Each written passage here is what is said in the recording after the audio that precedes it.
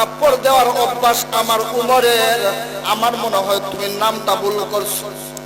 ইহুদিটা কয় রাসূলুল্লাহ, না না না, আমি নাম ভুল করি নাই, আজকের তাপ্পরটা আমাকে আবু বকর দিয়েছে।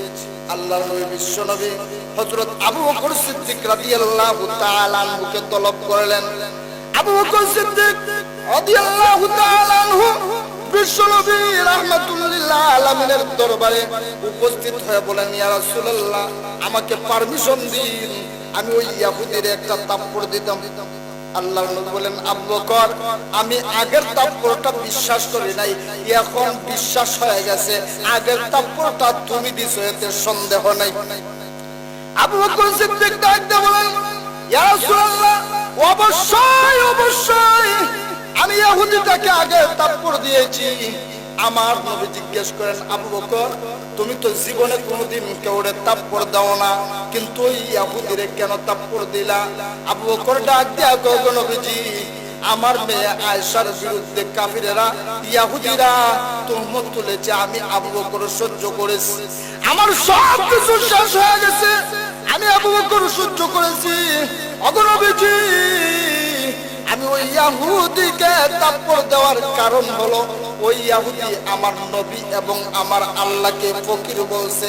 আমি আবু বকর বেঁচে থাকতে আমার নবী আর আমার আল্লাহকে অসম্মান করে অপমান করে কোন মানুষ এই জমিনে কিছু বলবে, আমি আবু বকর সহ্য করতে পারি না। সুবহানাল্লাহ। আবু বকর সিদ্দিক এইভাবে বলার পর আল্লাহর নবী বিশ্ব নবী ডাক দিয়া বলেন, এরা ইহুদি, গালি দিবি আমাকে দে, আমার আল্লাহকে কেন গালি দিলি? ইহুদি ডাক দিয়া বলে, ওগো নবীজি, না না না, আমি আল্লাহর গালি দেই না, আমি কি পাগল? আল্লাহর নবী বিশ্ব নবী বলেন, আবু বকর, তোমার পক্ষে কোনো সাক্ষী আসেনি? আবু বকর সিদ্দিক বলেন, ওগো নবীজি, না, আমার পক্ষে কোনো সাক্ষী নাই। নবী গো, আপনি না আমার সিদ্দিক উপাধি দিয়েছেন, আপনি না বলছেন আমার আল্লাহ বলছে আবু বকর মিথ্যা বলে না।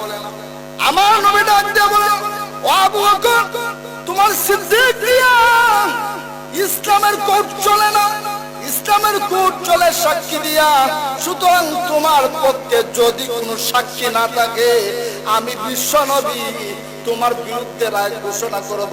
তুমি একটা তাপ্পড় দিয়েছো, তোমাকেও একটা তাপ্পড় দিবে, তুমি রেডি হয়ে যাও।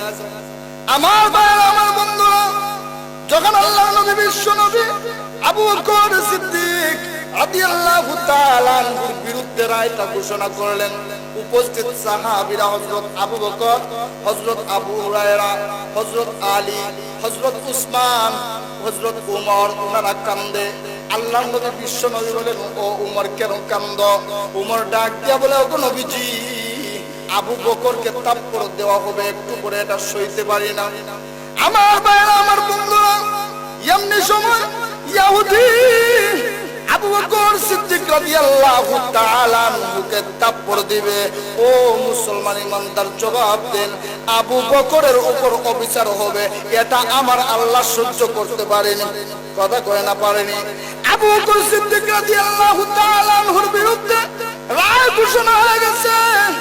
আবু বকর সিদ্দিক রাদিয়াল্লাহু তাআলা আনহুকে তাপ্পড় দেওয়ার জন্য ইহুদিটা যখন সামনের দিকে অগ্রসর হয়ে যাবে, আমার আল্লাহ কুদরতি ভাবে ওই ইহুদিটাকে জায়গায় দাঁড় করায় দিলেন। সামনেও যাইতে পারে না, পিছনেও যাইতে পারে না, হাতও নাড়াইতে পারে না, পাও নাড়াইতে পারে না। সুবহানাল্লাহ।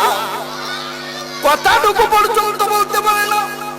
এমন সময় আল্লাহর নবী বিশ্ব নবী রাহমাতুল্লাহ আলামিন লক্ষ্য করে দেখেন, জিবরাইল আসার লক্ষণ দেখা যায়।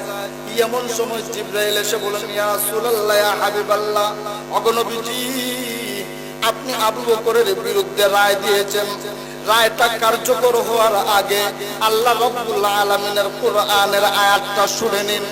আল্লাহ রাব্বুল আলামিন কোরআনুল কারীমের আয়াত নাযিল করে দিলেন।